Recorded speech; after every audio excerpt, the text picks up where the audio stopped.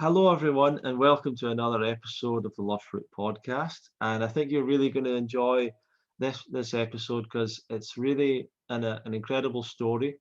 And we have a lot of people that start the raw vegan diet at different stages of their life, but it's actually really great to know that there's people that can start later on in life and can still get a really good a really amazing change from it. And Della Upsher, who we're going to talk to today, has really had an amazing transformation with the raw vegan lifestyle. And for me, I really respect the fact. For me, Della is someone that is very committed to the lifestyle and really just went for it 100%.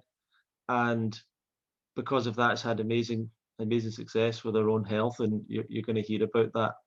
So yeah, I met Della at the UK Fruit Fest, I think at least 4 years ago, it might have been five. And since then, I followed her online. She's been posting stuff on her Facebook page, Della's Raw Food Journey. So you can go and follow that to learn more about her. And I just want to say before we get started, if you want to stay in touch with the podcast, go to fruitfest.co.uk. You can subscribe to our newsletter there. Okay, Della, is there anything else you'd like to say in introduction to yourself? No, I think you've said it all, Ronnie. I remember that the first time I met you, I turned up at the site of the UK Fruit Fest days before the festival was going to start, and you'd already been there for a few days. You'd got the dates completely wrong, and you turned up almost a week early. Yeah, no, it wasn't a week. I think it was 2 days early, and there was nothing there. I literally had to get in a taxi, go into the town, and buy my fruit from there. But they did put me up, in fairness, and I ended up with a better room, Ronnie, if you remember. Excellent. Yeah, that's right. No, and I really enjoyed meeting you and meeting. It was really good.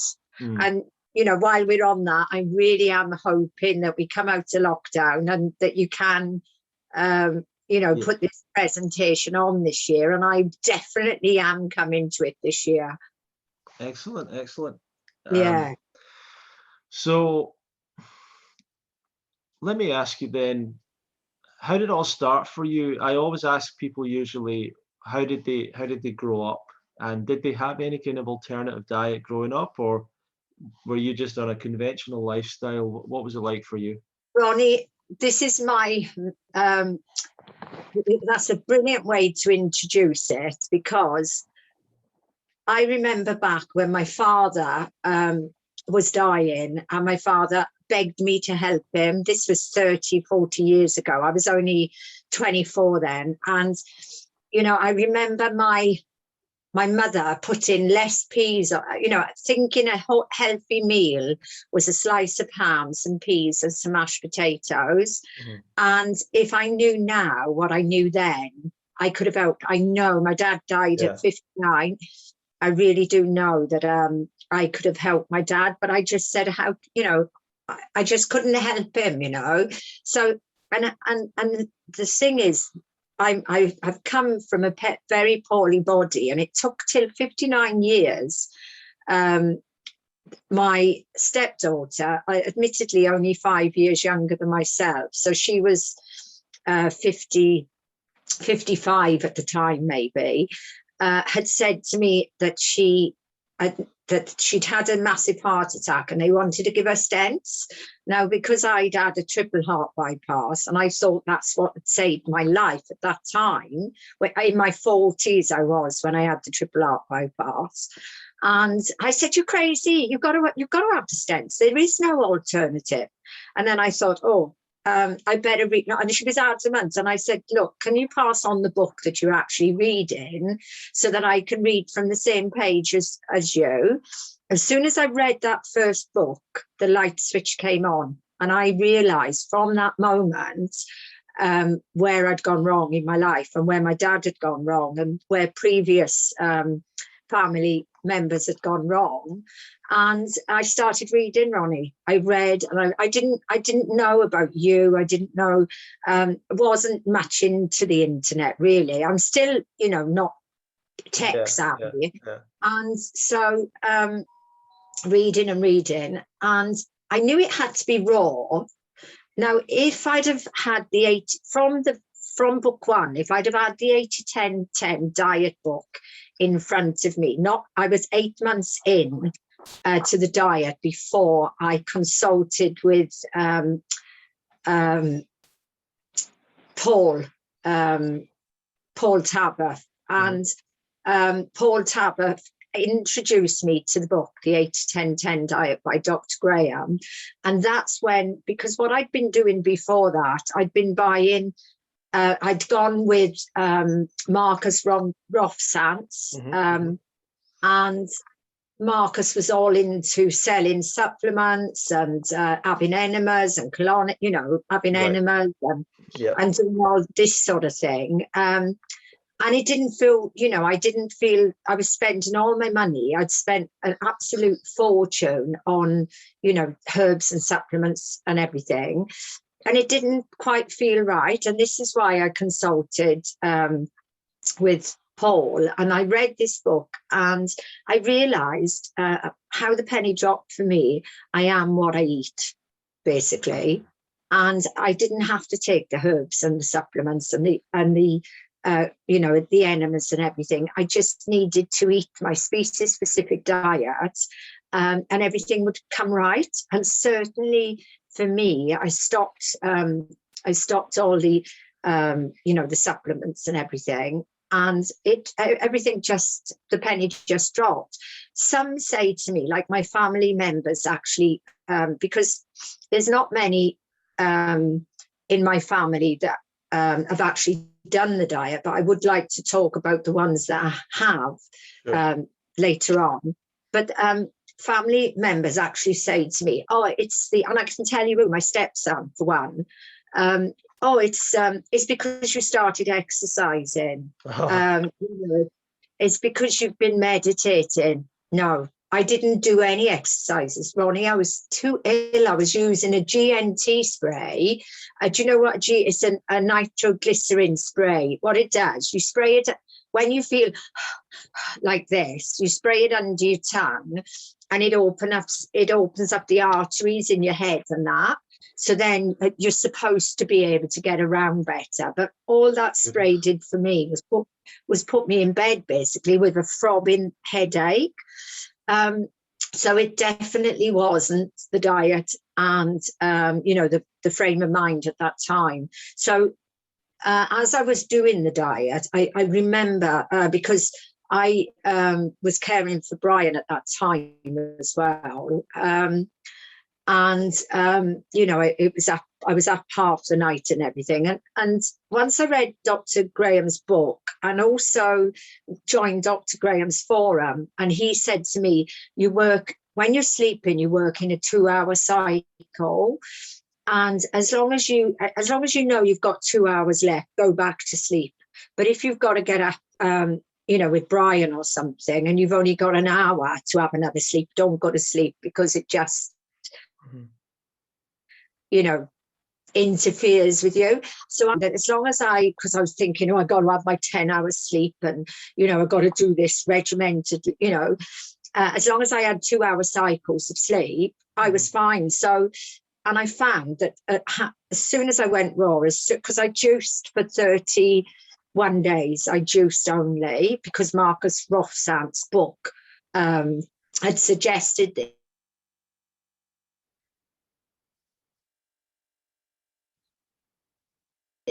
If I was doing it again, would I juice and done what Dr. Graham said and did the 80-10-10 diet?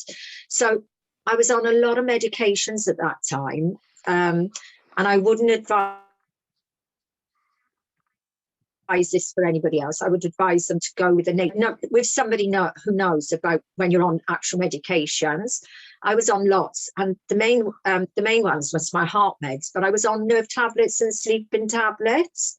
And I'd been hooked on them for about 7 or 8 years. Ever since they sent Brian home dying from hospital, I was on the actual nerve and sleeping tablets. And I just noticed a light was coming on in my head, and I just thought, I'm going to stop these tablets. I was about 3 weeks into what I was doing. and I was able to come off my medications. Admittedly, I was up more. I didn't feel tired. I was reading. I wanted again, all the books I read, the books were online, and I just wanted my diet, was doing this 80-10-10 diet, give me the confidence to continue what I was doing. So within 3 months, I'd lost the weight. I'd lost, I think it was 59 pounds, 3.5 to 4 stone. You know, I lost most of that in the first 31 days of juicing. And I noticed that when I was walking, I wanted to go into a run. And then all of a sudden I was running, you know, I was like road runner running around the town. And at 59, you know, there's not many people that actually run. And I was just, I needed to run. I just needed to run. But I noticed what happened for me. The reason that I had gone to have, the reason I had the triple heart bypass is because when I went to my son's house, he lived in Paddock Wood, and the train station, I think it was London Bridge train station, you've got to walk up an incline like that. And I was only a weekend case, and I was struggling like that, you know, to just do that basically. And I'd been in and I'd had an angiogram. Unbeknown to me at the time, if you have these angiograms, it's where they put, they go in from your leg and they put like a dye up your veins to see how your arteries are. Mm-hmm. I'd had this angiogram. They told me I was okay. There was nothing wrong with my heart. So I just thought, all right, I'll carry on getting on with my life. But then they saw something about 2 months later. Sad for me, really. 2 months later, they said that they'd seen something on my angiogram and they would like me to come back in and have another angiogram. And so I didn't know about the diet, Ronnie. I was still eating, you know, what my mother and father had taught me to eat. I went back in and I had another angiogram. He was tickling about, and I'm very flirty, you know, I'm really chatty. And I was chatting to him. I was looking on the screen as well, you know, at what he was doing. He was just going to tell me that I was okay. And I went into cardiac arrest. And I had to be resuscitated. And I felt myself go in, you know, he tickled something. It was what he done to me, basically, with that angiogram. So what was said then is that you have something wrong with your heart, that you could drop down dead. If somebody resuscitated you, you would come back to life. Basically, you wouldn't have had a heart attack or anything. But if they didn't do that, you wouldn't come back to life. You'd be dead, basically. Well, obviously, I wasn't using the internet then, Ronnie. I couldn't research anything. So that was, I don't know when that was, but I couldn't research anything. You know, I wasn't using the internet. He said, I need to keep you in and I need to give you this angiogram. So this triple heart bypass. And I remember I was vain. I was a beautician, you know. I was going to have a facelift when I was 50, you know. And I put on this little Pritt stick. Please only cut me to there, because I wanted the cut is right up to my neck. It finishes there. Yeah. I wanted it there so that I could still wear dresses without seeing the scar. Oh, I can't do that, Ronnie. I've got the worst scar up my front that you can ever imagine. I'm scarred up my legs from there to there, both legs. So was sent out with a diet sheet, nothing different, Ronnie, from what I was actually eating. You know, still the meat and the dairy and the sugar, salt and oil. So I carried on, and nothing changed. Nothing. I still felt. I still had the same symptoms, even though I'd had a trip. I didn't feel any better. So that went on for must be 15.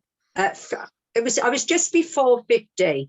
So I had a really good business. I was running my own business. Obviously, I couldn't do it anymore. So we closed my husband's warehouse, we shut my business, and we retired to Spain at 50.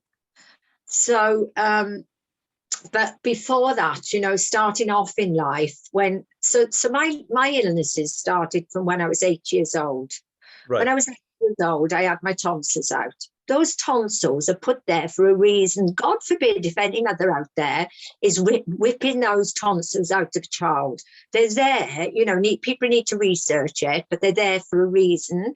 That was at the start of my, and then I couldn't have children. I was struggling to have children. When I did have 2 children, they were £4.10 and £5.8, and they were breech and premature. And I think had my diet been different then, they would have been, there's nothing wrong. They're strapping lads, I must admit, but I think they wouldn't have been so underweight if I'd have been, you know, on the correct diet.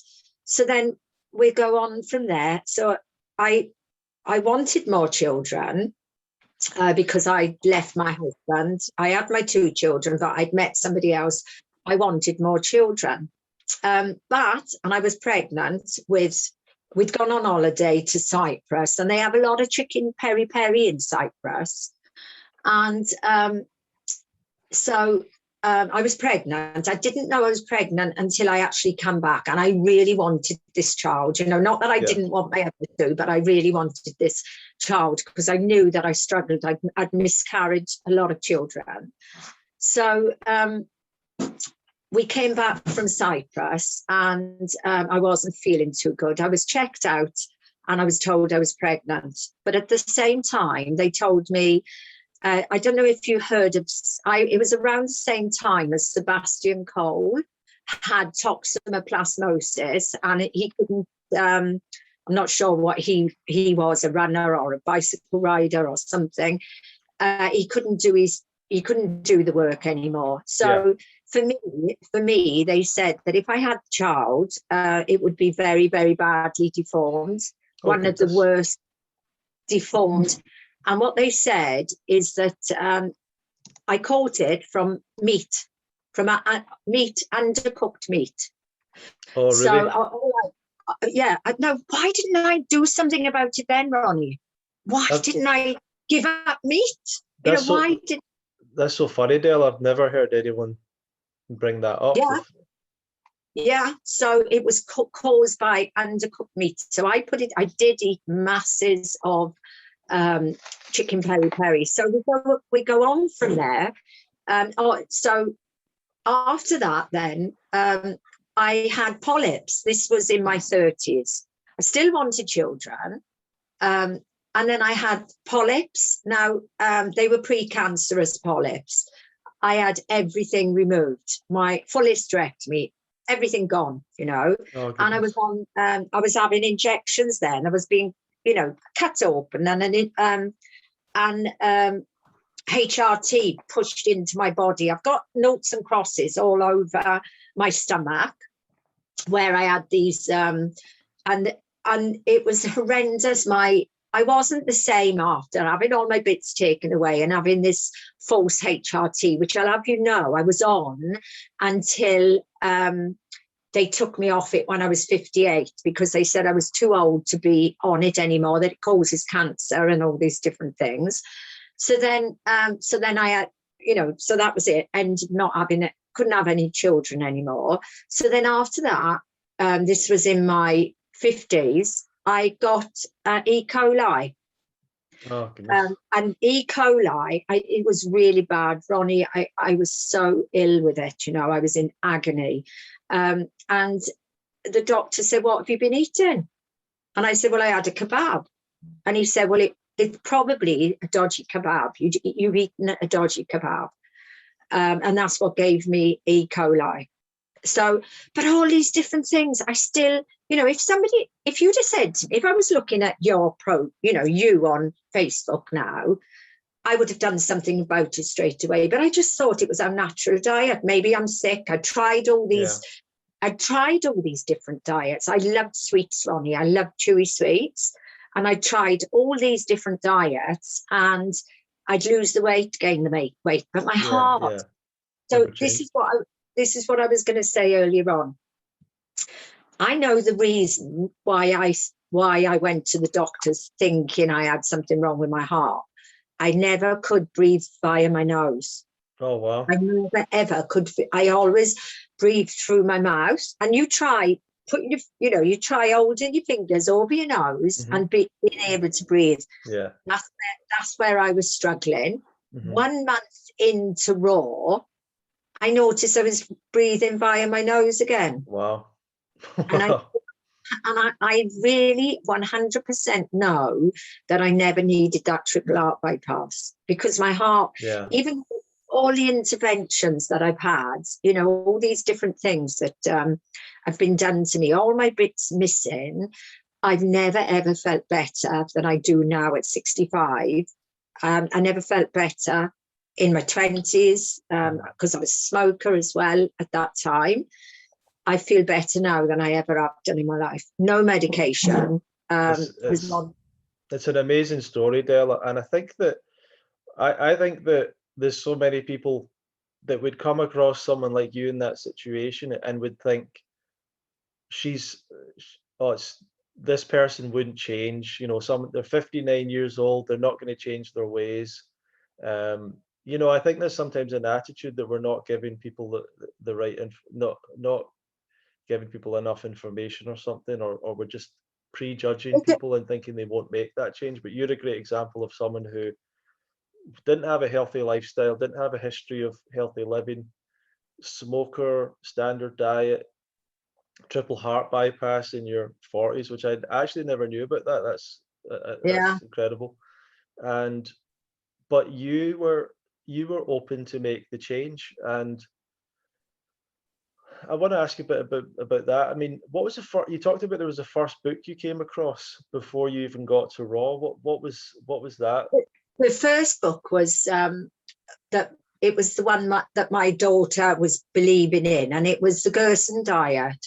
I don't know why I couldn't. I think I turned the first few pages, and I had to have, because my teeth, Ronnie, I've got caps at the front, which I had when I was really young. I've got some screw-in teeth, and I thought I'm not going to go that route and have all work done on my amalgams and my teeth and everything, because that's what the Gerson's all about. So I put that book away, and then it was Marcus Roth.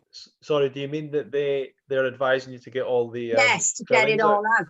Yeah, and to get all the caps, get all the screw-in. I don't like that. Yeah. And if it is affecting me, I feel better than I ever have done in my whole life. So I'm not going to care, I'm not going to care about that. Do you know what I mean? If I feel like I do now, it doesn't matter.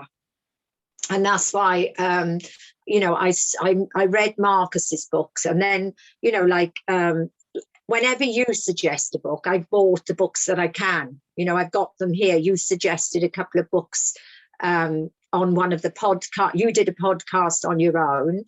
A lot of the books are out to print, but the ones like 2 that I could get, I got. I read everything, Ronnie, because not that I need it now, because this is my 7th year. And they reckon, it's my 7th year Raw.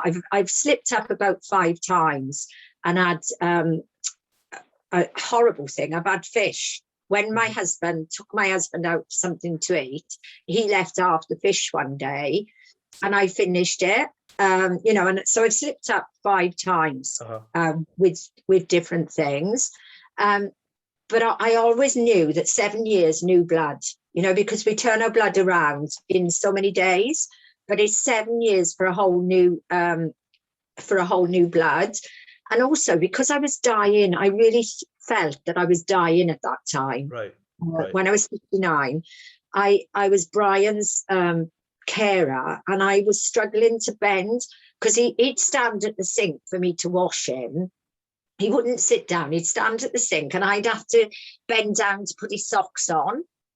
And I couldn't bend down. My knees were atrophied, Ronnie. And while we're on that subject, my knees were atrophied. I was told I had arthritis Yeah, I was let's go. never Let's go through the whole list of what you had. You right. had heart issues. You had Okay, so I had arthritis. Now, I was never diagnosed with arthritis, although I was given all the when I had arthritis in my hip, and my knees definitely were atrophied, because when I lost the weight and I was a size 8, I couldn't put the size 8 jeans on because my legs still hadn't lost the swelling and everything at that time. It wasn't until a while later my knees came back to normal, and I could pull the size 8 jeans up over my knees, because I had skinny jeans. yeah. So until my knees actually come back to the right size. So I had arthritis, vertigo. I had a bunion on my foot that was really painful. What else did I have? Arthritis, herpes. But I'm not saying that the herpes is gone. Mhm. So that's 4 things. Yeah, I think that's it, Ronnie. Mhm. Just the heart. And you were overweight at the time. And I was 50, so I was 10, 20, 30, 44, 48, 42, about 50 pounds overweight. But I just looked like the normal people. I Right. wasn't fat. Yeah. I just looked like everybody else looks. Yeah.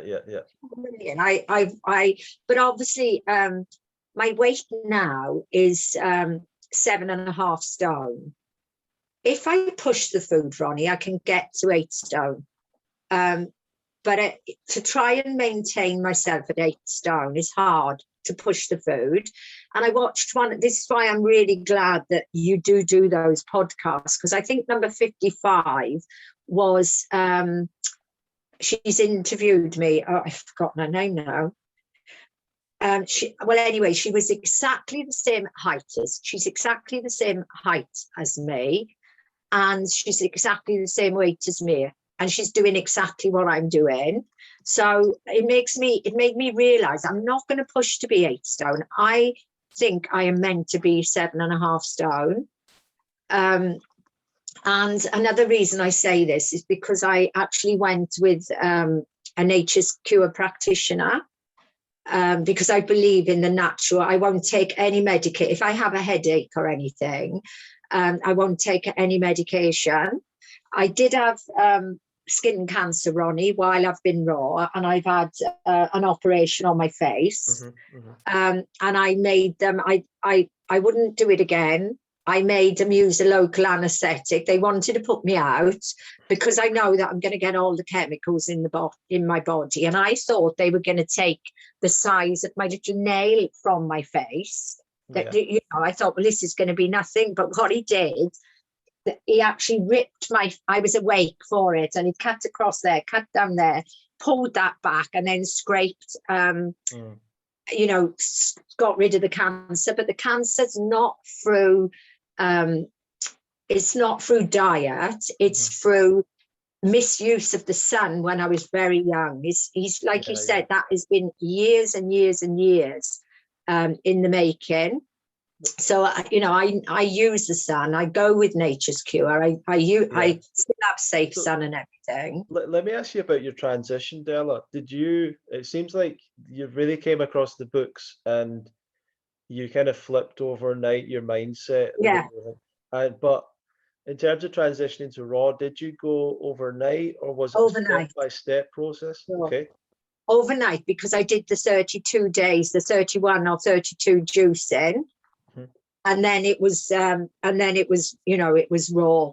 But I was looking for recipes, and and now I now know it's crazy to look for recipes, because if I was put on this earth, way back when Adam and Eve, and it's in my head, Ronnie, if I was on the earth when Adam and Eve was here, I wouldn't be looking for recipes. I'd be picking my fruit off the tree, eating, and I've tried it. I've got fruit trees in Spain. Just stand at the fruit tree, eat my fruit until I'm satiated, and then have another meal, later on. So yeah, it's simplicity really, and the more simple that I do it, the better I feel. It's because but I think you're going to lead up to asking me what I eat, so I'll leave you Yeah. carry on. I'll Well, leave you carry on. that is what I wanted to ask, but it's always interested me the transition, because um that's, I think that's what most people struggle with, is trying to make the change, because I think a lot of people get it, they like it, they understand sort of how to do it, but they struggle with the cravings and the addictions. Did you feel that, like, that you had cravings Good for? question. 17 months, Ronnie. 17 months I struggled with the salt, not having salt. I craved salt for 17 months. And, it was easier for me to eat the fruit. It's when I got to the last meal of the day, because 80-10-10 says, because I can't really remember, I know I was raw for that 8 months. But when I read Dr. Graham's book, that's when the light switch came on. And he says, fruit for breakfast, fruit for lunch, fruit for your if you want more, then fruit pre-salad. Mm-hmm. So it's always been like that for me. It's been, it's always been like that for me. So I forgot what I was going to lead on to from that. I'd lost it, Ronnie. I forgot where I was going to lead on to. Right. Well, we're talking about the cravings, like the salt cravings. Oh yes, the cravings. Yeah. So I did crave. I craved. I remember for 17 months, and I didn't have any salt, or I didn't have any salt or anything, because I 100% know, because I said I've slipped up 5 times with the eating. Mm-hmm. One of the times was a handful of salted crisps, Right. only a handful, Ronnie. Right. My heart, my blood pressure, my blood pressure is probably, like under 120. Mm-hmm. My pulse is very low. They put me on medications. They said the lower we can get your pulse, right, the better for your heart. And on medication, my pulse was 55. On the raw diet, my pulse is 50. And some might think, oh, she's going to die with her pulse at 50. But athletes, it's usually people that are really fit, have got a pulse of 50. So yeah. So I ate them crisps, and my blood pressure rose, and my heart didn't feel tip top. So that was my wow factor. That was my wow. Della, if you come off what you're doing, it could just take 1 meal for you to be off the back burner and on the front burner and being very ill again. So this is what makes me realize I am what I eat, basically. Definitely I am what I eat. And what is it that you eat in a day? Well, it does change, usually, because I follow the laws of nature. I try and start my meals midday. Mm-hmm. And by doing this, it does make life a lot easier, because you get programs, like they try and program on the telly, you've got to have this vax, you've got to have this vax, and everybody's led to the slaughter and they're having the vax. It's the same, with the diet, really. Yeah. I lost it again. So what do you eat in a day? Right, what do I eat in a day? So I usually start at midday, because I'm going to tell you a couple of different versions of how I eat. Sure. I usually start at midday, and my lunch, because I'm now in the UK, it's much harder, because there's abundance of fruit. There's papaya and all sorts of things in Spain that I'm not getting while I'm here. They might be on the shelves, but they're not fit for me to eat, So I've been here 9 months now, and for the last 6 months, Ronnie, I must admit, my lunch has been the same more or less every day. Do I get bored of it? No. Do I crave it for the next day? Yes. Could I eat it at the next meal? Yes.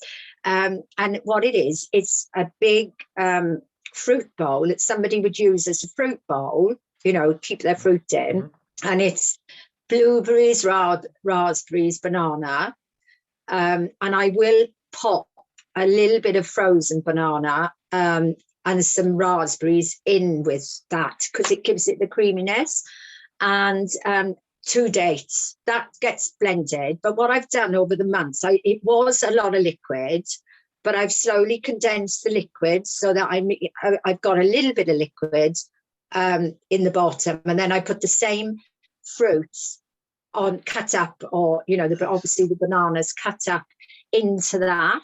Nice. And that's the way. But if I add, so my digestion, I can eat this whole container, this whole pot of this. Yeah. But if I add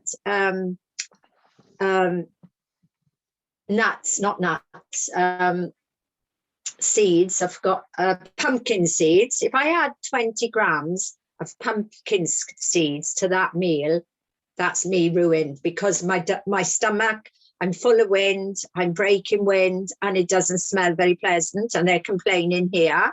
So I now know that I must not put anything with my daytime meals. It's got to be kept to the fruit. I can eat an abundance of it, and I've got no flatulence whatsoever, Mm-hmm. So, but before that, I eat because I read in one of my many books that lettuce is the scrubber of the body. It acts as a brush through the body. I eat a whole maybe 250 grams as is of romaine lettuce or gem lettuce. If I can, I would try and get organic. If I can't, I don't care. I just remove the outer leaves because I know that's what people have been handling. And so that's my romaine lettuce or my gem lettuce. Then about 20 minutes later, that meal. And then my next meal then will be the same. It'll be a head of lettuce again. And then I'll have maybe a kilo or a kilo and a half of tangerines. If I'm, what I've tended to do now, and it's because I'm being naughty with this last, the salad meal, that's where I lose it a bit, Ronnie, salad meal, because I'm still craving that saltiness. So I'll have my salad meal every other day. So we say that tomorrow's my salad meal. So after I've eaten that meal, if I still feel hungry, because I try and eat in an 8-hour window as well, mm-hmm. from 12 till 8 o'clock. Definitely nothing after 8 o'clock, 7 o'clock if I can, because I know I need my body to do the digesting. So I might have a glass of banana milk with some dates and 2 bananas, and my digestion, when I do all fruit, not a problem whatsoever.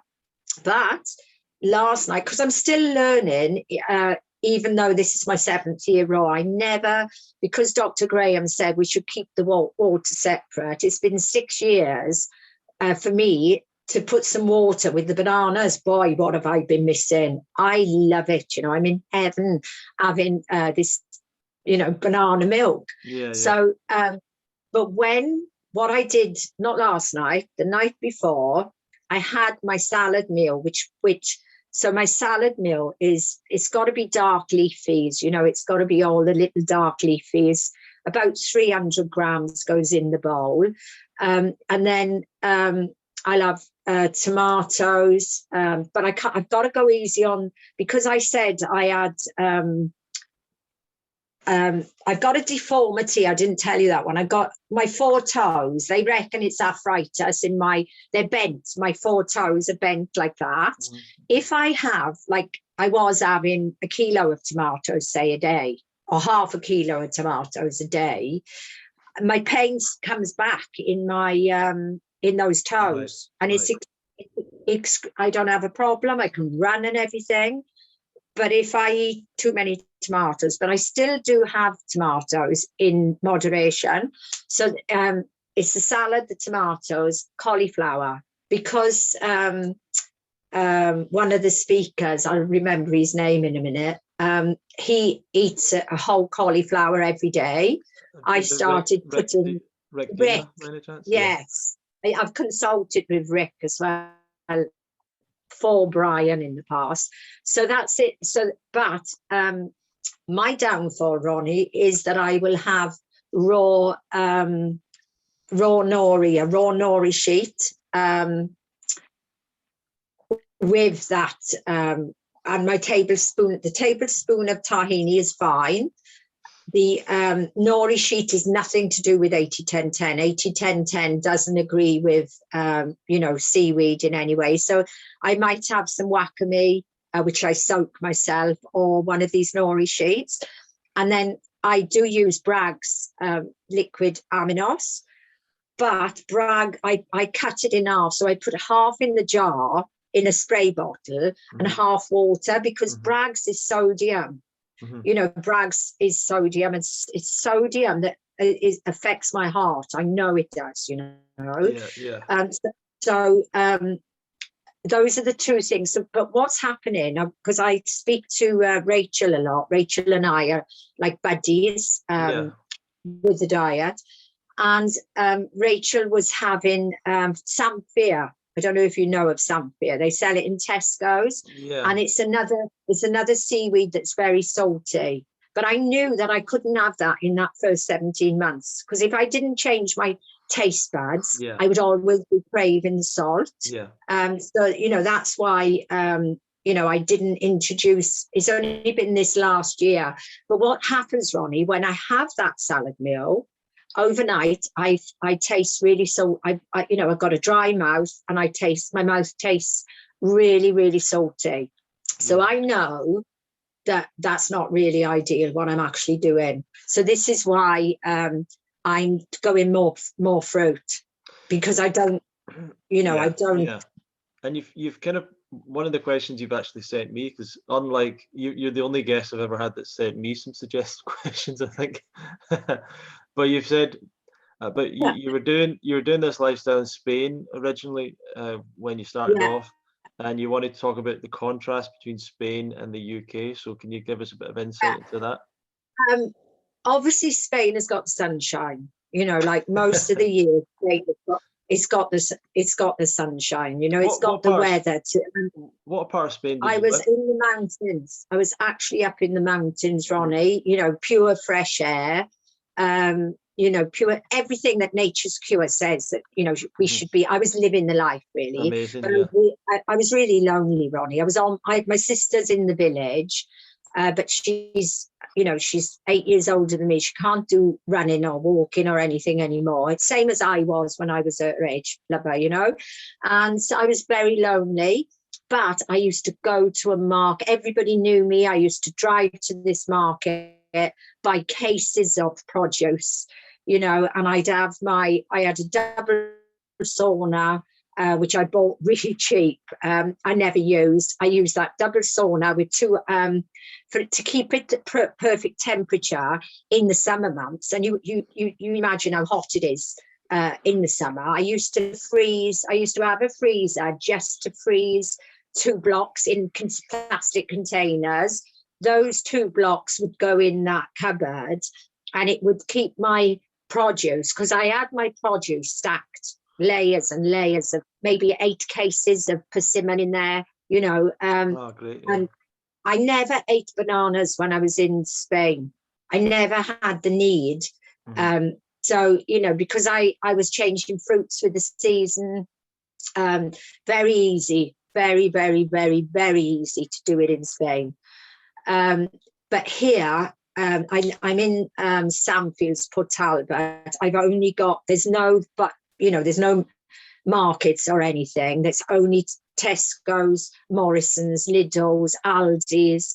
Aldi's fruit is diabolical. I've tried a few times. I've bought the melons, and I bought all the different fruit, not ripe, Ronnie. And if it's not ripe, lucky, because my brother-in-law doesn't know the difference. Anything that I don't want, I just put on his counter and he'll eat it. Whereas, I know the difference. I know that if I'm going to eat a kilo of tangerines, if there's no flavour on them tangerines, I'm not going to eat them. They go in their basket, But I've been here 9 months. Once I've been here a year, I've done a year in England. So it is doable. You know, I'm not saying that England's not doable, but I'm tending to stick to the same things. You know, I've had tangerines now since they come in. I think they came in about November and we're in March. So I've been on tangerines for 4 months now. You know, it's been tangerines and that smoothie. Oh, and also the black sable grapes from Morrison's. I can't eat the black sable grapes from anywhere else because there's no taste on them. And sometimes even the Morrison's black sables grapes, if it don't float my boat, you know, if I'm not smiling when I'm putting it in my mouth, I'm not going to bother to eat it. I'd rather go without Johnny. So, you know, I feed the family, I feed the rest of the family really on what I don't eat. So there's the difference. So it's here. It's like bananas, blueberries, raspberries. Blueberries and raspberries are too expensive in Spain, so I never could do it. But now in Spain, we're coming into the cherry season, and I had a whole freezer just for cherries. Oh my and God, that's amazing. I paid my stepson to de-pick my cherries for me. And he's lived on them actually, because I rushed back here. My son has been living on my cherries. He's been having a smoothie off my cherries every day. Oh, so, wow. Yeah, that's the Cherry difference. smoothie. So Della, something that you've mentioned as well is that your family, or some of your family have tried it, or Yes. you've convinced some So people to do it. But also if we start, yeah, sorry. Also Right. your husband as well. Yes. So Right. Well, my two sisters, it's really easy. Pat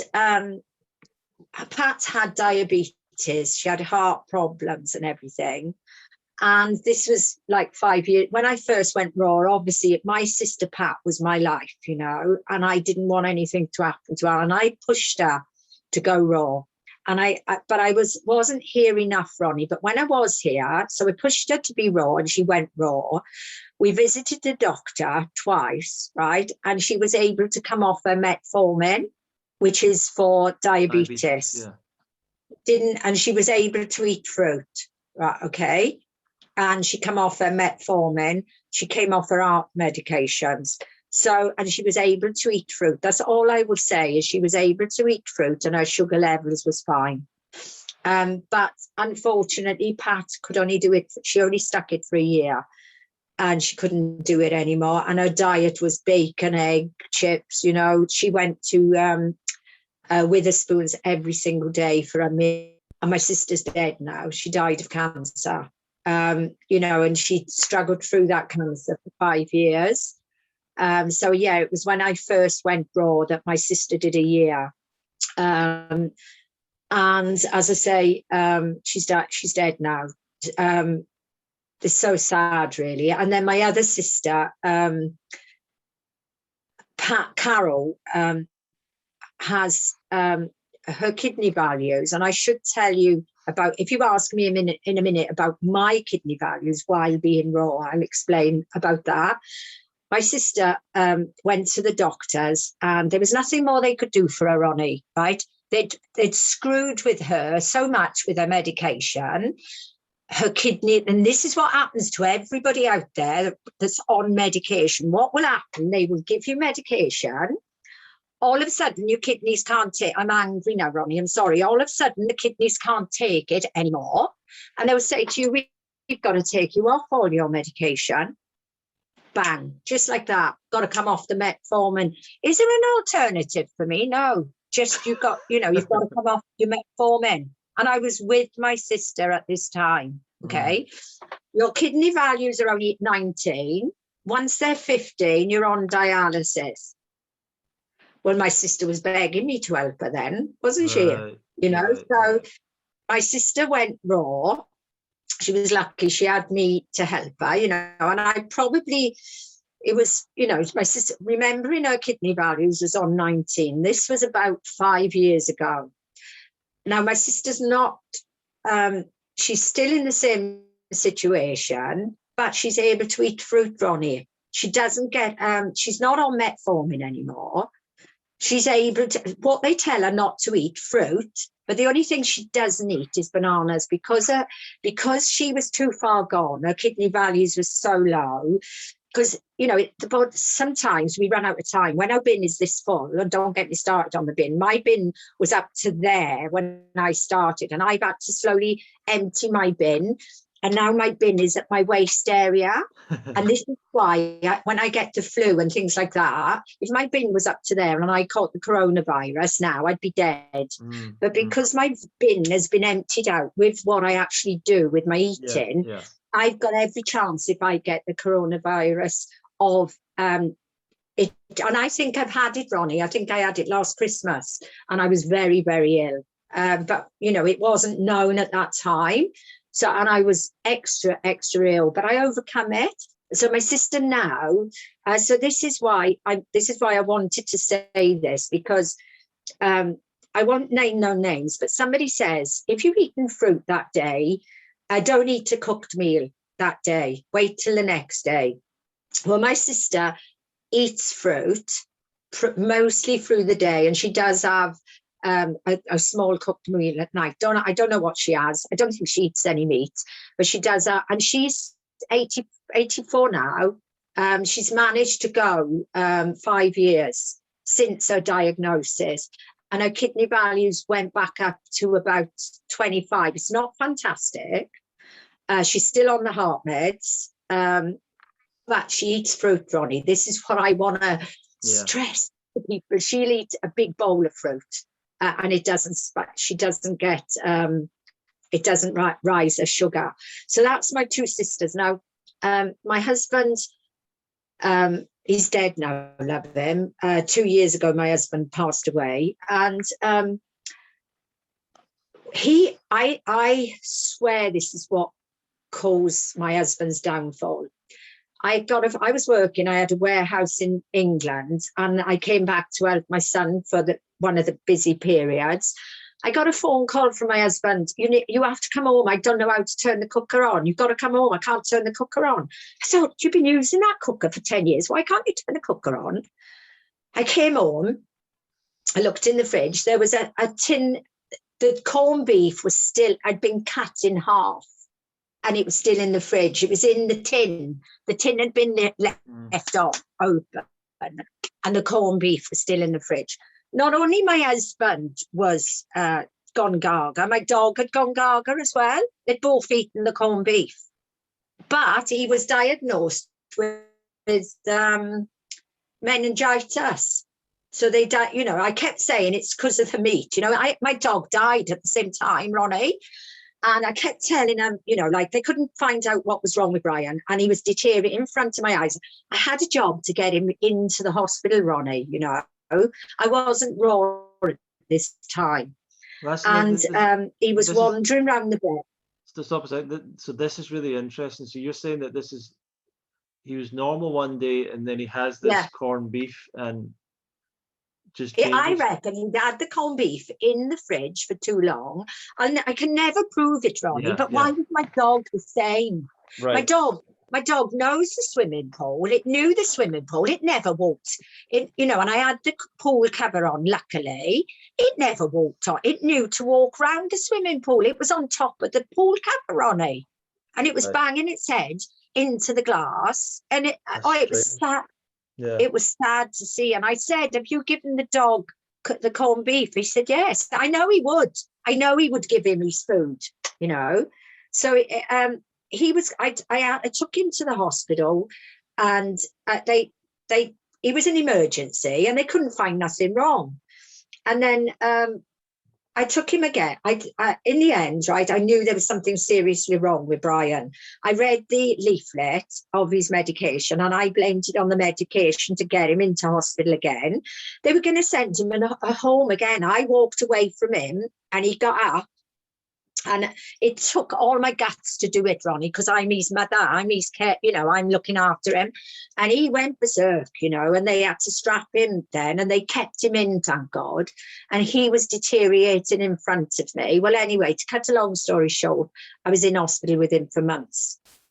And they said, if your husband comes home, he's going to be a vegetable. You know, we don't know. He wasn't walking, he wasn't eating, or, you know, I had to strap him to a chair, Ronnie, because if he got up out of that chair, he would fall flat on his face. You know, he did a few times. But I taught him, I didn't know raw at that time, Ronnie. I taught him to walk, talk, and eat again. But he was always in a wheelchair and he wasn't right. So then I started raw. So he was ill for 4 years, you know, like he could talk to me and that then, you know, he was like semi-okay. But then a year into me going raw, I took him to the doctors and they said, because I was eating raw, but I was still giving him food, right? Remember, he's still in a wheelchair. And so they said, oh, he's lacking B12. Now, imagine if I had him on my diet and they said, oh, he's lacking B12. Yeah. I would have been, you know, bang to rights. I said, he eats meat. You know, he eats a standard American diet. So they give him injections in his arm. And it because what they did, they sent him home from hospital. He had a valve replaced, Ronnie, before that. And they gave him a pig's valve. And they said, I thought they said to me, he had to stay on Syntron for the rest of his life. Syntron is Wolverine, it's a blood thinner. That's what killed him. I'll have you know, they took him off that tablet. They gave him 5 months to live. They said he can't take the Syntron anymore because, you know, he's bleeding. He was bleeding, you know. Yeah. His nappies was, you know, he was bleeding, Ronnie. And so, but this was afterwards. I put him raw. I started feeding him raw, but I said to him, I don't want to give him the injection. Can I try the Boost B12 spray to bring it, you know, to keep his levels up? So they said they don't even use a spray in Spain, Ronnie. Mm-hmm. And while I was there was a nurse there at the same time. She was on injection. She said, can I use could I use that B12? I said, I don't know. I'm not a doctor. And she came to me in the village a couple of months later or a year later. I can't thank you enough. I haven't got to have injections anymore. I'm using that B12 boost, but it's got to have a certain ingredient in it. Brian's wheelchair went on the back burner, Ronnie. He didn't need to, after me putting him raw, he started doing jigsaws. He started doing like things that he never done before. He said, I'm going to marry you again. And he was walking again. He was walking around the mountain on his own, Ronnie. He knew how to go around the mountain, take the dog for a walk, come back to the house. This was by going raw. But there was something wrong. And you know what? But I managed. I took him to his cardiologist to test. Mm-hmm. And before going raw, the blood was flashing back. His valve wasn't working properly and the blood was flashing back. And but then when we went again, the blood was all right, but his blood pressure wasn't right. So they let him come off his heart meds, but they wouldn't let him come off the Syntron. They said he had to stay on the Syntron. So this is how Brian, you know, like Brian was doing really well, but I could see that you know, there was something wasn't right. I must admit, I didn't have any money at the time, Ronnie. If I'd have had money at that time, I'd asked to borrow it and everything, and I couldn't raise the money, I would have took Brian to India, and I would have gone with Swati in India with Brian, and she would have realised, because he didn't have. What happened then? This was 2 years ago. What happened is that Brian deteriorated really bad, and so he was rushed into hospital, and they said, and I said what I'd been trying to do for Brian. I said he's been on a raw diet, you know, for like 5 years, and but this man had come in before the woman, this temp rep, and he'd actually said to me, your husband didn't need to be on the Syntron. And that's when I broke my heart. He said he didn't need to be on the Syntron. The valve wouldn't have, you know, because they said the valve his body wouldn't be compatible. He said it wasn't true. So she come in, she said, look, just take him home, feed him whatever you want to feed him, because no diet in the world's ever going to save him. Your husband's dying. And the guy before she came in told me it's because of the Syntron. That because he'd taken the Syntron too long, it's the Syntron that killed Brian, basically. So I had to bring Brian home and care for him until, but even that, Ronnie, I feel really blessed because I kept the doctor, after that, I kept the doctors away from Brian. And Brian died, not in, I stayed, my sister came because I was scared. I was terrified of being with my husband, not rushing my husband to hospital for them to try and pump more, medicines in him. She told me he was going to die anyway. I kept Brian home, and luckily, I could do my research at that time. And my research told me the stages of Brian's dying, what would happen through the stages. And he died a very, very comfortable, he died a very comfortable death. 10 minutes before I knew he was dying, 10 minutes before he died, I then thought, right, because, you never know because what happens in Spain, the police come as well. If somebody, if somebody's died, then the police or if somebody's dying, the police bring the doctor up to the house. And he took his last breaths while, just as the doctor got there. He tapped me on he started stripping him apart. And I knew he didn't need to do any of that, and he said, yeah, he's died, he's passed. I knew he was passing, and he tapped me on my shoulder, and that was it. They went away, and I dressed Brian ready for the undertakers and everything. Something I'd always been something I'd always been terrified of, but we're all going to die. We're all going to, go that same journey. And if somebody can do the same for me that I actually did for Brian, then I'd be well pleased, So, I mean, it's such in many ways, quite a sad story with what happens with medication and when that becomes part of people's lives.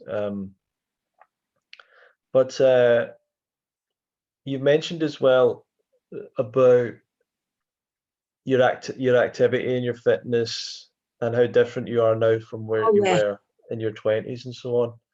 Yes. Can you talk a little bit about that?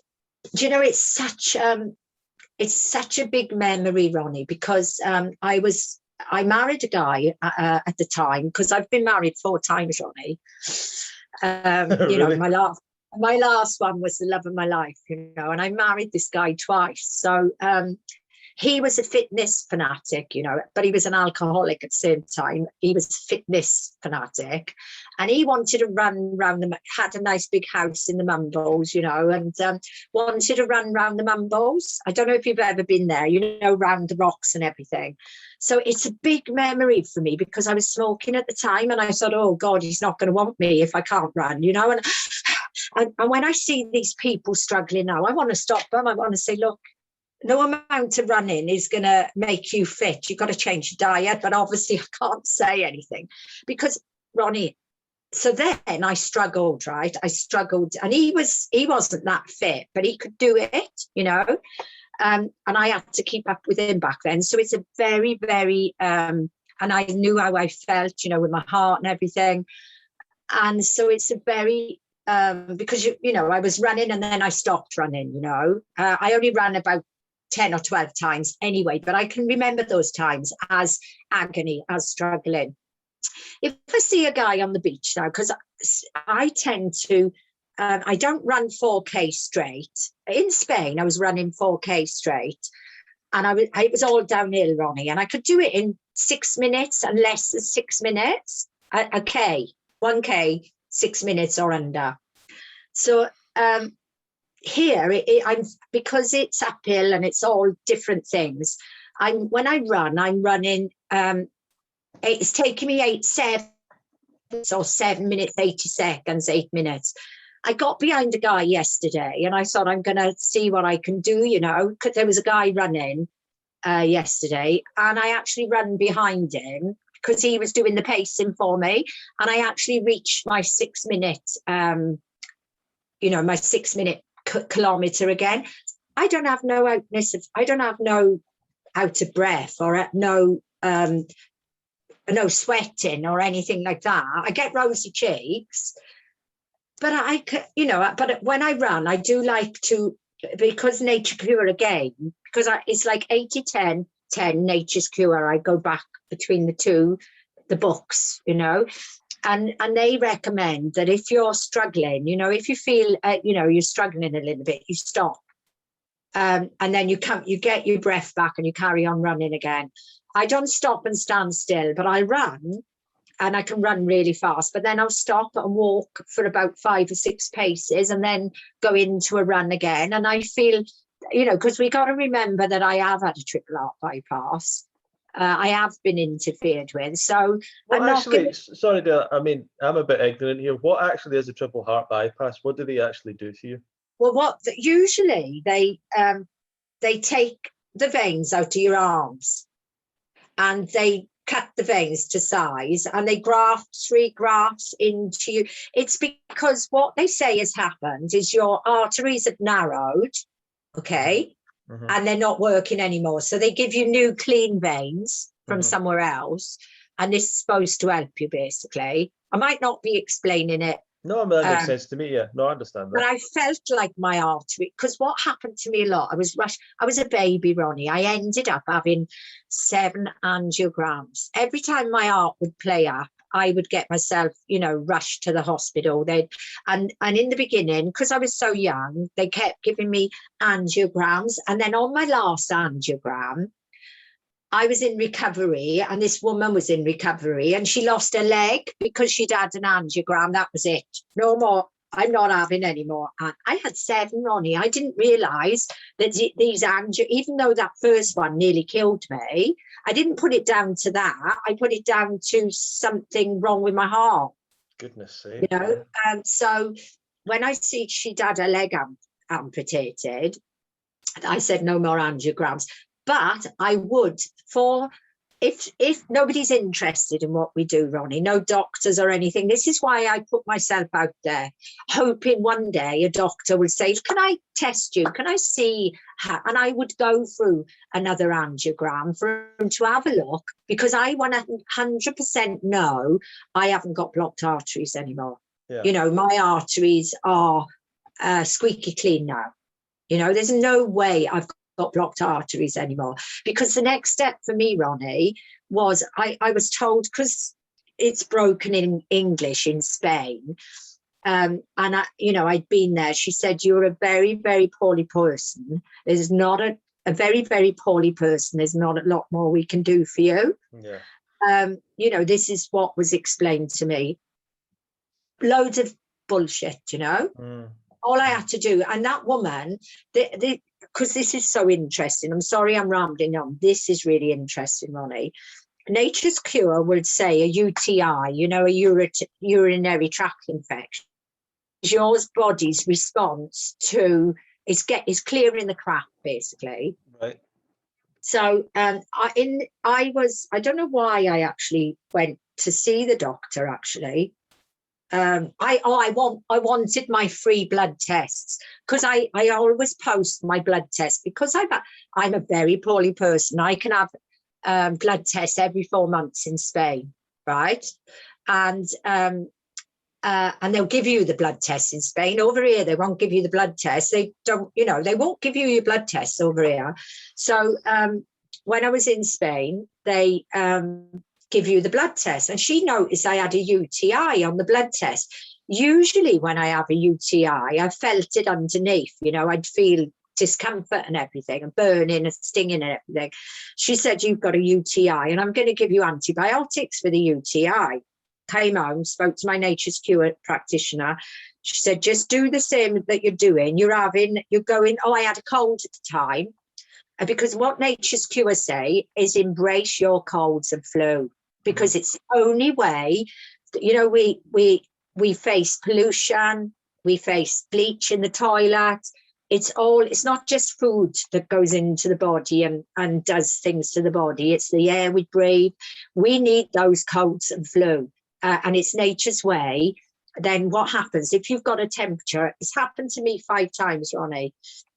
If you get a temperature and your body rises above 37.1, you then take to your bed and you fast for 3 days. So that is what I had done when I had this UTI. I had fasted for 3 days. And so the blood then, because you're fasting and the temperature raises the blood to a level and it carries all the crap out of your body. I proved this by I still went and had my 4 monthly blood tests, even because I was only going to have them to make sure my vitamin D, B12 and all this was okay. She pointed out the UTI and it was explained to me then by Nature's Cure that was the reason. Carried on eating my fruit, went back a month later, but I opened she said, oh, you're fine. I said, well, I never took your antibiotics. And it happened to me again. And I was very friendly with her sister. The doctor's sister was my interpreter when I went to the hospital or anything. And so obviously the sisters got talking, the doctor and my sister, and how phenomenal my running and everything, that my hourglass figure now and everything. I got another UTI again when I had flu-like symptoms again. And the same thing happened again, Ronnie. She said, but I want you to go away, carry on. I'm not going to give you any medication. But she did say, I don't know why you come into the doctors. At that time, she was catching wind that, why am I going to the doctors? I'm not on any of my meds. Yeah. And I'm not going to take those tablets. When she tells me, I just wanted those blood tests. Now, I'd been to my cardiologist. Okay, now I used to have to go every year to the cardiologist, and what they would do is put you on a treadmill sometimes. And it was lucky this one time that I went to the cardiologist. It was somebody that had filled in for my cardiologist, and he said that I've got to advise you that you've got to carry on taking your medication. Even though you're phenomenal, you can run that treadmill for however long I want you to now. And I swear this is true, Ronnie, right? He said, I've got to tell you, you've got to take your medication. But if you'd like to go private and come to my practice, we can then go another route. So I didn't go to his practice. But when I took Brian back the next year, I thought, well, I might as well still, have my appointment as well. And he said to me, I'm sorry, but if you're not going to take your medication, we can't help you. He didn't want to know about my raw diet, Ronnie. Yeah. So, yeah. I see. So, Della, on another front, what was your experience like at UK Fruit Fest and why did you go? Dr. Graham, he was my guru. I was hung on every word that, because, Dr. Graham, he's a great guy, really. He's got that forum. Nobody uses it though, Ronnie. He's got his forum. I forget what it is. And you can go on there and Dr. Graham will answer your questions. He was always there. Dr. Graham personally answering my questions. I did subscribe. I did pay like 100 a year for some time because I joined another thing that he had, a Facebook page, but nobody posted on there neither. And I followed him like crazy for, I was up his backside like for a year, but he helped me, or maybe even 2 years. He helped me so much with Brian and everything. And I wanted to meet him, so this is why. And I think I paid extra money as well to sit at Dr. Graham's table. And it was just great, to be able to have people like yourself doing talks and, other people that have been raw doing talks. Last year's one was phenomenal. All the people that I wanted, Dr. Rick Dina, and then there was Dr. O'Reilly, and, loads of people that I would love to meet were at that festival. And also the food and everything. just fantastic. And we could go barefoot because the grass, at that time I'm thinking, oh, this place, but I now realize that because I like going barefoot, I did my first barefoot run along the beach the other day. Everybody was looking at me because gale force winds and everything. Sand was, and I thought, and my head, just doing that 2K, barefoot run, something happened and people are going to think I'm crazy, but I could feel, all the pressures of looking after 3 children now, because my sister died. I'm looking after 3 children under 10. I just come back feeling like a 10-year-old, playing and laughing and joking with them. And that's why I like where the Fruit Fest is situated, because it's all green fields. There's no glass on the fields or anything. Admittedly, it would be a bit awkward and I was thinking when I was there, all these people are barefoot. They didn't worry about walking from the grass to the meetings barefoot. And it's something that I would be doing when I come back this year, is going barefoot. So, it's fantastic. So how would people get in touch with you, Della?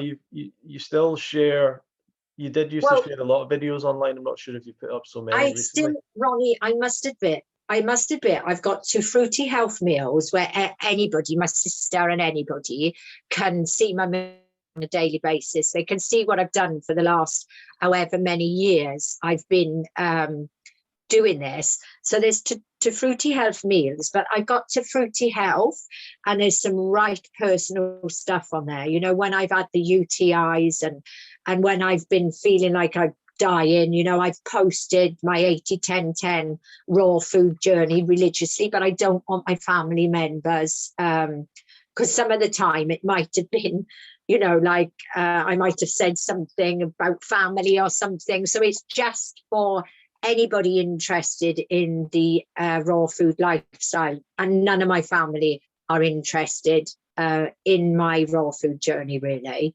So that's to Fruity Health. So that's on Facebook. And I've got even Rachel, love her. So what happens every other day, Ronnie, I go on my run, I feel phenomenal, and I go live on the way back and I'll talk about utter nonsense. And it stays on there for 30 days and then it gets deleted. So I might say, oh gosh, I made a mistake. I've put the nuts with my lunchtime meal. That's a no-no. Whereas I might have posted my lunchtime meal with the, and then I'll say, that what that is basically. What's this thing you're talking about? To Fruity Health? Where's that? It's called To Fruity Health. That's where I do my lives. How do you spell that? Just To Fruity Health, T-O. And this is on Facebook? Yes. I'm trying to find it, because I used to watch your stuff on Della's Raw Food Journey. You don't use that anymore? Yeah, I do use Della's Raw Food Journey. I do post. And something's happened to Della's Raw Food Journey, Ronnie, because I've got like 1,900 followers. And not my family, only 70. I've never really friended anybody because I thought, right, whoever friends me is interested in what I'm doing. And I've got 1,700 and something. So they have joined me, Ronnie. They have joined me. They've asked to join to Della's Raw Food Journey, to Fruity Health, to Fruit. What was the other one? So To Fruity Health is your group. So private group you've got on Facebook, right? Okay. And I've got 350 followers on there, and there is about 8 that really cling close to me, and they have clung close to me all through this last 6 years. They beg me in private messages, why haven't you done, like your live today? It's what keeps me motivated. It's what keeps me. One of the people, and I know he won't mind me saying, is Pop Strider. He hasn't quite been able to do it. He is doing raw now, but he said it's your honesty, it's your truth that keeps me trying to do this. So yes. Excellent. So to follow Della's Raw Food Journey, but the Facebook group Two Fruity Health Meals is the one that I can find. You've actually got 451 members. Yeah, but there's Two Fruity Health Meals, and then there's Two Fruity Health. You should be able to find it because I'm still. There's another one. So are you spelling it TOFRUITY? Two Fruity Health. Is it a page or Yeah. a group? It's a group. So you've got two groups. Yes, I've got two Two groups. Fruity One Health private group, 289 members. That one. Yeah, and that's the one. And then so To Fruity Health, obviously if my meal To Fruity Health Meals, if my meals are staying the same, I don't hardly post. But as soon as I change something, like the milk's gone on there, the banana milk, I am in love with this banana milk, Ronnie. I drank a pint now. So I said that I wait because I've got this banana milk. I'm starting at 10 again now, because I'm enjoying having a pint of banana milk. I get no wind, no flatulence. My stomach is as flat as a pancake. As soon as I put some seeds in with it, it goes to pot, Yeah, so it's things like that I post. Excellent. Well, so those who want to connect with you can go there. What's your sort of plans for the future, Della? What do you think you're going to do? Well, the thing is, I managed to get here six days before my sister died, and she was the full-time carer for these three children, and they're very troubled. They were very troubled children because their father was there bringing them up, and he got rushed into hospital. He was in hospital, for 6 or 7 months. Mm-hmm. And then, their mother, for certain circumstances, she's in the picture, but the grandfather's got the children. So I've been here 9 months now, and they're 10, 9, and 8. Can I break away from those children? I'm not sure. So, but I want to do the Fruit Fest. But see, Ronnie, stress is a bad thing as well. And something I do stress over, but I try and put it on the back burner. Am I going to be able to travel? Because I'm not going to have the vaccine. So, what I was going to do is that Jade is in Vietnam. I didn't really want to travel on my own. So Jade said that, I could rent somewhere near where she is in Vietnam, because she can get the jewelry and the fruit and everything. And that's what I want to do. I want to go somewhere where it's normal, where I can eat, where my fish and chips is going to be durian, Right. My craving for something is going to be durian, if that makes sense. Sure. But I am, because of my age, on paper, on paper, I'm money rich. Because I own properties, but I own properties. I rent the properties out. I don't want to sell the properties because I want to leave something to my children, Mm-hmm. To try and raise a mortgage, because I thought, well, if I buy a house here, I could rent a house, no problem. But the money's going to go, the money's just going to be gone. Yeah. So to try and so what I was going to do is get a base here, because the houses in Wales are so cheap, Ronnie. You can buy a 3-bedroomed house for £120,000 with masses of garden. You could grow your own food and everything. So buy a base here, and then be able to, because I can't sleep up on that top bunk. I climb the stairs. I sleep on the top bunk where I am now. Lucky I'm as fit as I am, because I have to climb up and down, obviously. But, I've got 2 boys sleeping below me, tossing and turning. I'm still waking up feeling fantastic, mm-hmm. But it's not ideal, so I need to be doing something basically, but I'm not sure yet. Something will happen, Ronnie. What I'm basing now is Rachel wants me to go and stay with her for a little while, and we'll just eat fruit, Rachel stayed with me for a month in Spain as well. So we know, we get on really well. Yeah. But before that, what my aim was, a lot of my Facebook followers wanted me to actually go and stay and live with them, because I don't have to charge, Ronnie. I've got all the money I need to actually go and kickstart them for a month. That's something that I could think of doing. Something denied me before, Ronnie. I was advised with my heart problems never to fly longer than 3 hours. Now I know I can fly for as long as I want to fly. Yeah.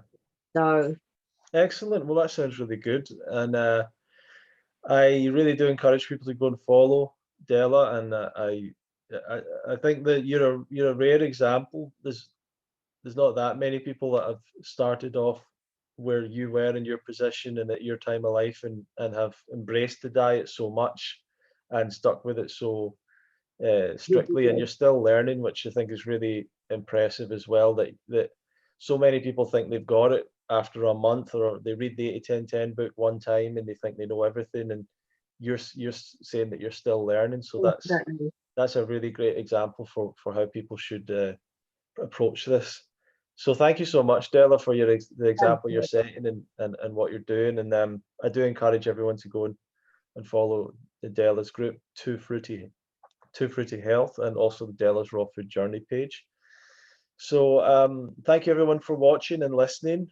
If you want to get in touch with us, you can give us some feedback at info@fruitfest.co.uk. If you've got any questions you want us to send on to Della, or anything you want to contact her, you can send us a message there as well. Subscribe at fruitfest.co.uk for more information about the podcast, about the festival, other free information, online events and things like that. So thank you very much for watching, and we'll see you in another episode of the Love Fruit podcast.